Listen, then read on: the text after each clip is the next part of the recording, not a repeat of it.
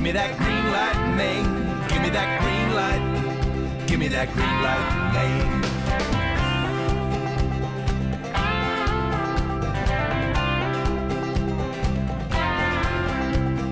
Maine. This episode of Greenlight Maine's College Edition is brought to you by Maine Department of Economic and Community Development. Good morning. Welcome to Greenlight Maine College Series. I'm your host, Julene Gervais. If you are just tuning in for the first time, this is so much more than a TV show. This is part of a movement to keep talented young people in Maine. It began with 16 students with a passion for opening a business, and the $25,000 purse will help them start up, create jobs, and strengthen the economy. We've got Husson University and Colby College on deck today. Before we meet them, let's check in with the people who have the tough decision, and they are with us throughout the series, and we're going to talk today about what you were thinking you might be doing when you were their age. Martha Bentley from DECD. Yeah, well, I was a history major, so I wanted to work in museums mostly so that I wouldn't have to dress up for work. I could just wear jeans and play with old antique things. Didn't work out so well. Great idea, though. Skip Bates from Bangor Savings Bank. Well, people don't necessarily think of banks as particularly innovative places, but Bangor Savings Bank is a place where you can actually foster an idea and grow it. And I got my start when I was in graduate school. I lived in Japan, and I started a language school teaching English through cooking classes. And so we taught college students and housewives how to make good New England chowder and blueberry muffins, and we use an English cooking book to do it. So fun. Got me through college. And do you like sushi? Of course. Awesome. Yeah. Okay, and finally, Lynne Melochik from Darling. Always having to follow him. I think I started out college thinking I wanted to be a lawyer because I was a good arguer. Found out there was a lot of reading involved, wasn't a big fan of that, and I studied political science, and I've loved it. And you made a good choice. Yeah. Awesome. Okay, we're going to talk to you in just a few minutes. It's time to introduce our first student of the day. Welcome, Derek Foy from Husson University. You have home turf advantage. We are on campus of New England School of Communication, so we're so happy to be here. I'm happy and happy to have you. Thank you so much. So whenever you're ready, you can look right at these nice people and take it away. All right. Hi. My name is Derek Foy, and I'm presenting you today Gion's Retail, an app that will revolutionize how people shop in a store. The app works in 6 simple steps. The first step, you go to our search bar and you search for whatever it is that you want to search for. For this example, we'll use Tide Pods. Tide Pods have a range of options. There's 48 count, 96 count, different smells, different scents. When you go through the app, you'll be able to choose whichever one you like. Once you choose the exact one that you want, it brings you to step 3. Step 3 shows you exactly what stores and what prices those stores have the products at. Once you choose a store, you then move on to step 4, which within the app, it will bring you directly to the store and give you directions exactly how to follow, everything like that. Once you reach the store and start walking into the store, the app will be able to provide a path for you to follow. And when you follow that path and you reach the end of the path, you reach step 6, which step 6 will bring you to the end of the path, and as you scan your phone over, it will highlight the actual product itself that you were looking for to begin with. And so something that I think is big for us is that we are backed by a patented technology engine, as well as having other patents as well that will cover anything for a wide array of if people would try to obviously knock it off or do their own iterations of it. We also want to grow within Maine, partnering with Husson, with me being from Husson and NESCOM. That's a big focus for us, as well as we'll be partnering with the Passamaquoddy tribe, located in Maine as well. But a big focus for us is creating a Maine workforce, developing Maine from within, and then being able to branch out from people that have big ideas in Maine and growing them through this and working with us and then moving forward. Great job. And I mean, in every different store you go into, things are in different places, so great idea. Okay, who's kicking us off? I've got some questions for you. Absolutely. So I'd like to know more about where you're at in terms of the app development. You mentioned having patents already. Is the app ready to go? So the app is actually not ready to go. We're in the very early stages of it. What had happened is we had gotten the patents from a while ago. And so now it's more or less, I created this idea and now we're kind of just working with this, working with Greenlight Maine, securing funding. Obviously, that would help to propel that and be able to start the development of it. But yeah, so it's early development. So our store, like, how are you making your money off of this? So what we would do, we would be able to advertise so the stores like Google Preferred. If a store wants to have theirs first and shown first, we can do that. As they're better prices, we can allow for, mainly it would be advertising. It would be free to the consumer to use, but then on the back end, we would figure out stuff for advertising-wise. What kind of customer discovery have you done on this? Have you talked to consumers or stores? Yeah. Sort of, what's the need for this? Absolutely. So I used to work at Staples, which is a retail store. So no matter what, every time people would come in, I've worked at 4 different Staples. All of them look different. I tend to not remember where everything is in each of the stores.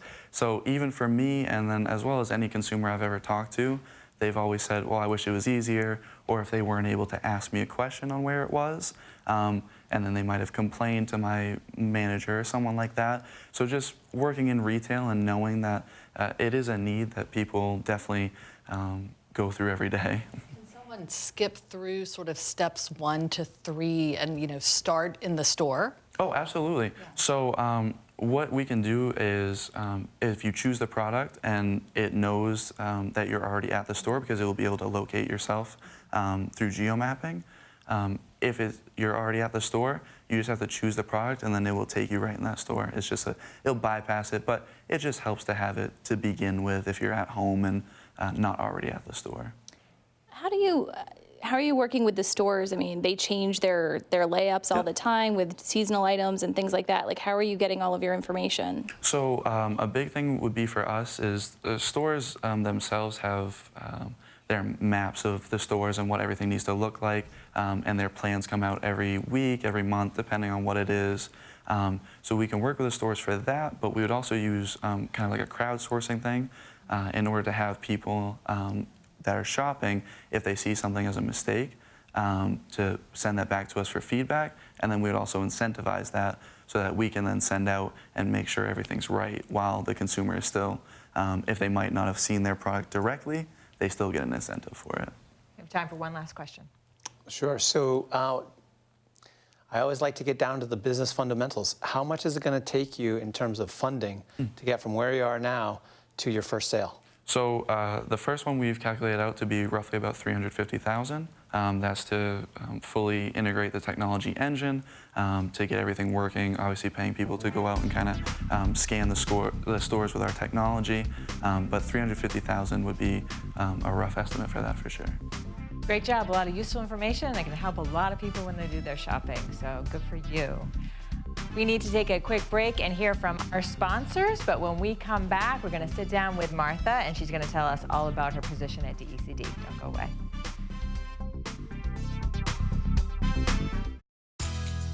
Whether you're a small business or a big business, whether you're cutting edge or looking at a traditional industry in a whole new way, whether you're on the coast, in the city, a small town, wherever. If you're an organization here in Maine, if you want to innovate, and if you want to grow, we want to support you. We're the Maine Technology Institute. MTI is a proud sponsor of Greenlight Maine. Located off I-95 in Oakland, First Park is known as Central Maine's most connected business park. It features high-speed fiber internet, 3-phase power, and is located in a foreign trade zone, connecting your business to a world of opportunity. With shovel-ready, pre-permitted sites and only a short distance to the local airport and rail service, First Park also makes it easy for entrepreneurs, innovators, and businesses to distribute or receive products around the globe. Interested in locating your business to First Park? Get an exclusive offer at firstpark.com/gift. At Sutherland Weston, it's not just about being persuasive, it's about being prepared. Too many agencies get excited about how to gain attention, but not what happens next. We know what happens next is really the important part. That's why we've had 15 years of continuous growth.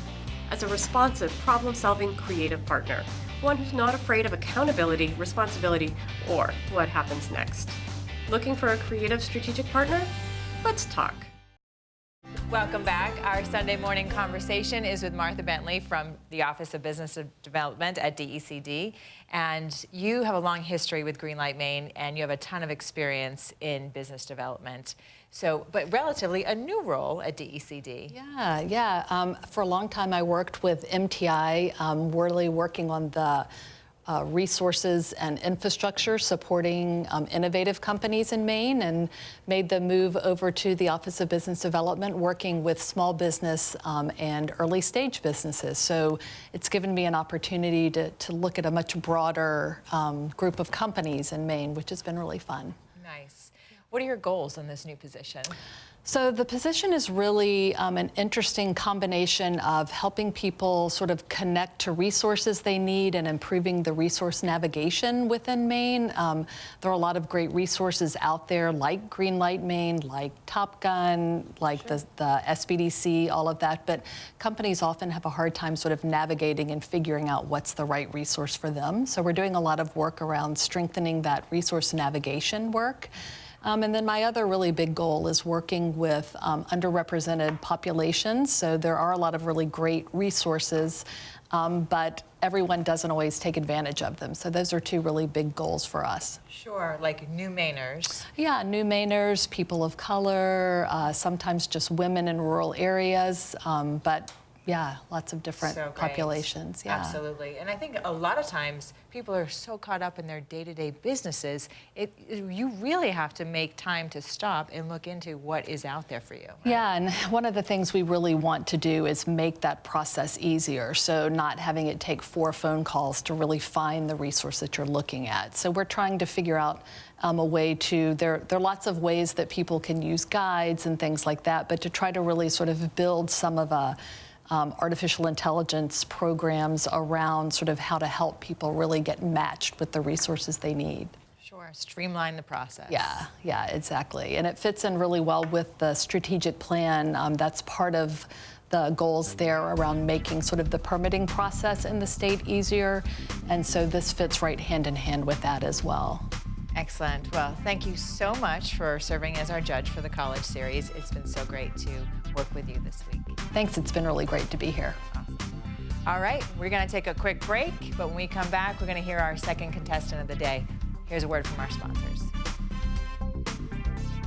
Furniture for Greenlight Maine is provided by Thomas Mosier Furniture, handmade American furniture since 1972. Reaching new customers online is hard. You've tried Facebook, Google Ads, email. You even built a website 10 years ago. You're way too busy to focus on digital marketing, and you're not getting results. At Dream Local Digital, that's what we do. We've helped businesses nationwide grow with online marketing. We're the experts. Let us help you.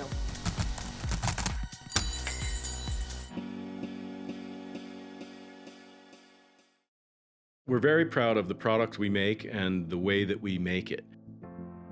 The most important features of our original dog vest are in its design. Traditional lenders, they steer away from unproven track records. In you come. Hold up. CEI gave us the opportunity to build a track record, show that our future path will be more solid than our past. Welcome back. The Colby Mules are in the house. We have Joshua Kim here from Sklaza, and you were recently on the news, weren't you? Yes, so WABI TV, they came in and they actually videoed us, my Sclaza, and also a few other Colby entrepreneurs in the Bricks area, which is in Waterville, Maine. And they captured a lot of the entrepreneurial stuff, growth happening there. So it's been really exciting, yeah. Sweet. Yes. All right, I know you're gonna rock this. Thank you very much. Whenever you're ready. Awesome. Hello, my name is Joshua Kim, and today I would like to present to you Sclaza, the school plaza and marketplace for college students. So why did I start Sclaza? In the beginning of my spring semester last year, I was looking for wall decorations for my new room I was about to move into. So I went to the Colby bookstore, a trusty and reliable source that was supposed to have everything a college student might need. I found nothing. Not only that, every single item there is overpriced. Why? Because they're smart. They know that they're easy and accessible and that college students are going to go there first so they can market prices and they'll get away with it. They're really ripping us off. So I left. The second place I went to was the Colby Marketplace, an administrative-run marketplace that is open to the public. I talked to my friends, I talked to faculty, they weren't using it, so I went to see who was using it. Waterville residents are using this marketplace to sell used cars or houses or items that no college student needs during this time. No Colby student was using it. For this reason, I decided to create my own marketplace, Sklaza, the marketplace for college students that is easy to use, that is accessible, and also a platform where students can buy and sell items from one another at cheap prices and reuse and recycle. Why do students love Scaaza? Nobody else wants these things. So what does that really mean? Well, so you see, Colby college students have to pay over $70,000 in tuition.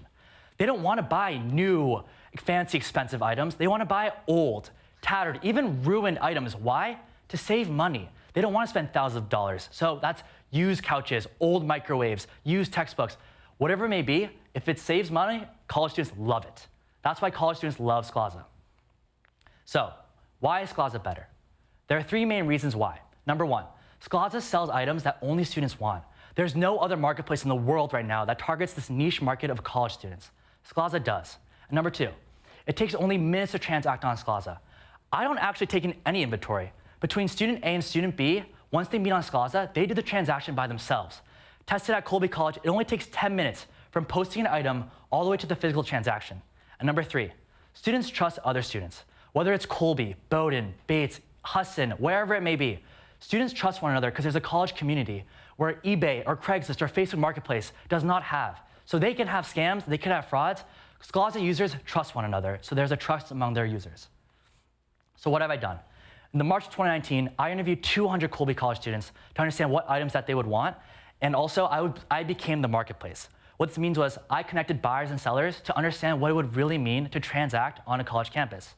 In the May of 2019, I emailed the entire school and collected over 1,000 textbooks, 12 microwaves, 13 fridges, 30 bags of clothes. Any college item you can think of, I have it. And in the summer of 2019, I hired a software developer and created a prototype. In the fall of 2019, I have been testing it with my first 20 college users at Colby College to improve the software. And in the spring of 2020, I'm launching at Colby College. Next year, in the fall of 2020, I'm planning on scaling Scaaza at 4 other schools that I've identified in Maine: Bowdoin, Bates, Husson, and Thomas College. And I will be working with part-time employees there to scale Scaaza in Maine. The $25,000 I'll potentially win with the Greenlight Maine pitch competition will be used to hire part-time employees at other schools and also to work with my software developer for improvements on the product.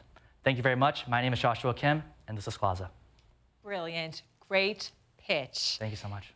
And awesome idea. I know there is like endless opportunity for you. All right, Lynn, kick us off. Yeah, I think it's a great idea. I do believe that people like to deal with people that they're familiar with, other students, such like Tip Whip and things like that. But my question is, how are you going to make money on this process? Great question. I'm actually taking a 5% transaction fee. So whenever a transaction is processed on the Scaaza website, if it's $100, I take $5. So depending on the price of the item, I only take 5% of that is going through the website on the Scaaza marketplace. So ask a follow-up question to that. What's the average cost of something that's sold out of the 20 Great users? question. Around $40, $50. And some people say that's actually more expensive than they thought it would be.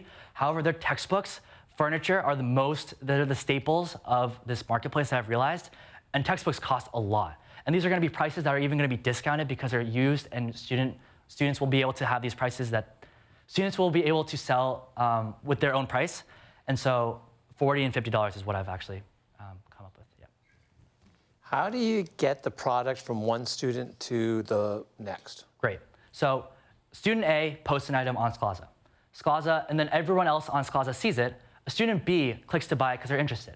So then once they click to buy it, they actually buy it on the credit card in the Stripe Atlas checkout page, and then student A and student B both receive an email. Immediately, that's through Mailgun, and so student B receives an email like, where would you like to meet? And they go, it's either your dorm room or the campus center. And so after that location is chosen for them, they have to pick 3 different times within the next week that it work for them. Once they choose that goes sent right to student A. And student A then goes and clicks the time that works for them, and then they transact with that email. Yeah.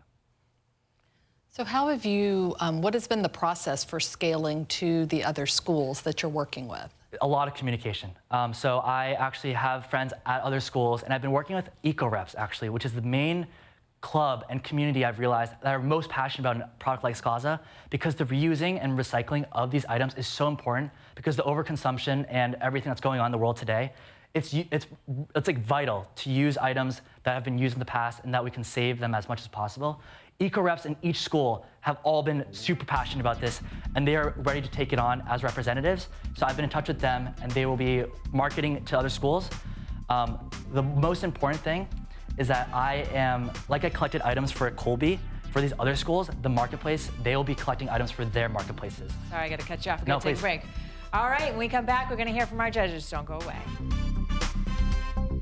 Broadcast facilities are provided by Husson University's NESCOM, the New England School of Communication. You know, I believe in business today there are too many experts and not enough expertise. I think there are too many promises and not enough follow-through. Those things used to be the norm, but now they're the exception. At Sutherland Weston, we work hard every day to be that exception. We've had 15 years of continuous growth, and I'm proud of that. I think if your business is looking for a creative, responsive, problem-solving partner, if you're looking for the exception, I think we should talk. We're honored to be Greenlight Maine CPA firm sponsor. Maine is home to a range of businesses, from startups that you might see on this program to closely held businesses and organizations that operate internationally. ARB's advisors are providing savvy solutions to complex issues for sophisticated and growing businesses of any size across Maine and throughout New England. And we're doing it the way you want Mainers to, guided by our local, sensible values. Albin, Randall, and Bennett is a proud sponsor of Greenlight Maine.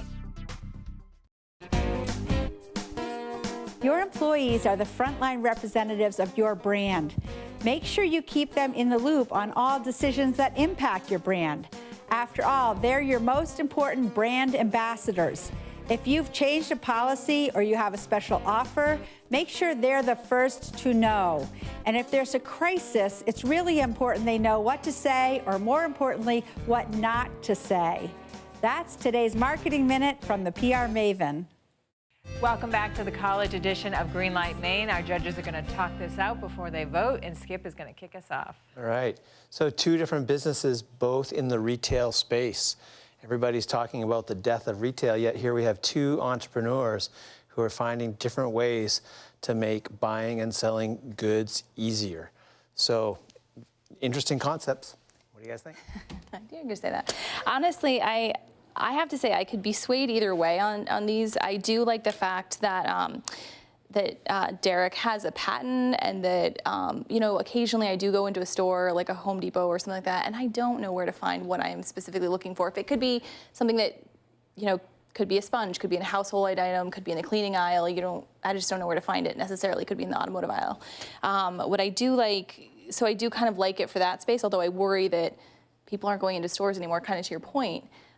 However, on the marketplace, I do think people like to work with inside their schools, and I think selling books and cutting out the middleman of the school isn't such a bad idea. I'm sure the schools wouldn't appreciate that, but. Right, it's very creative, and there's definitely a need for both of these. And you guys got a lot of time to talk to them between the commercial breaks and even, after, so. Yeah, I really liked the fact that Joshua had done a lot of interviews with potential customers and had really sort of narrowed down what the students really wanted before he kind of built the platform, as opposed to Derek's seemed a little bit like it was a technology in search of customers. And so I liked that sort of Joshua had reversed that. If you think about our judging criteria, we look at scalability and feasibility. Right? And sometimes the simplest concepts are the best concepts. And when you think about Josh's concept with Sklaza, it is both scalable and feasible. We know it's feasible because he's already tested it. He's a sophomore, right? And he's going to fully launch at Colby this spring and then spread to 4 more Maine colleges or universities in the fall. That's pretty cool. He's going to start making money out of the gate. But it's scalable in the sense that he can start with one school, go to 4 schools, tackle the NESCAC schools over the course of the next couple of years, and then he has a potentially nationwide platform, but with a simple model that buyers and sellers can understand. In contrast, Derek's Geions is really complicated, and he's got to spend hundreds of thousands of dollars before he can even sell something. And so from a scalability standpoint, he's got a long ramp room, but it's not necessarily feasible in the short term. So I find that really challenging. But he has a patent versus you know, who's to stop anybody from going out and doing a marketplace on their own college campus, or the administration. True. Yeah. One final comment, Martha? I just think it's terrific, just all of these that we've seen, just to see the college students and how excited they are and enthusiastic they are about solving the problems that they're seeing in the world, and I found it to be really inspiring. Absolutely, the future definitely looks bright, especially for Maine. All right, well, great comment, great discussion. We need to take a quick break. When we come back, we're gonna find out who today's winner is. Don't go away. In 1972, Tom Moser committed his life's work to craft, and 4 decades later employs 70 fine craftsmen and women in our shop in Auburn, Maine. With showrooms and customers from coast to coast and numerous awards and accolades, Tom has firmly established himself as an entrepreneurial tour de force and has proven that a life doing what you love is indeed possible. Reaching new customers online is hard. You've tried Facebook, Google Ads, email. You even built a website 10 years ago. You're way too busy to focus on digital marketing, and you're not getting results. At Dream Local Digital, that's what we do. We've helped businesses nationwide grow with online marketing. We're the experts. Let us help you.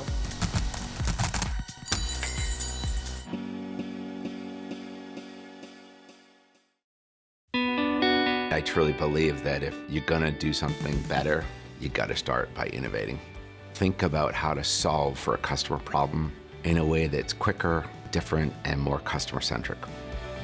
The bank's promise has been fundamentally the same from the beginning till now, and that's ensuring that all that we do is making the lives of our employees, our customers, and the communities better. And it's their better, not what's defined as our better. Welcome back. Husson University and Colby College gave us 2 great online retail companies today, but only one can advance in the competition. Judges, who's it going to be?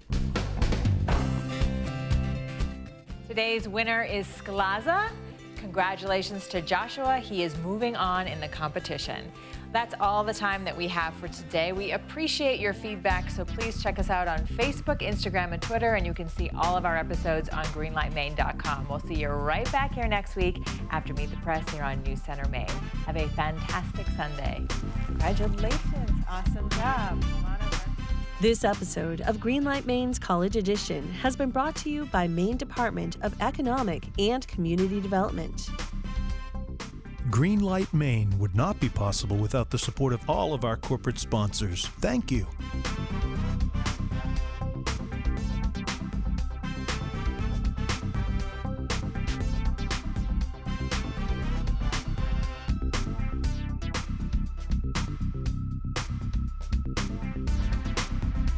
Greenlight Maine has been a paid-for presentation by the Portland Media Group.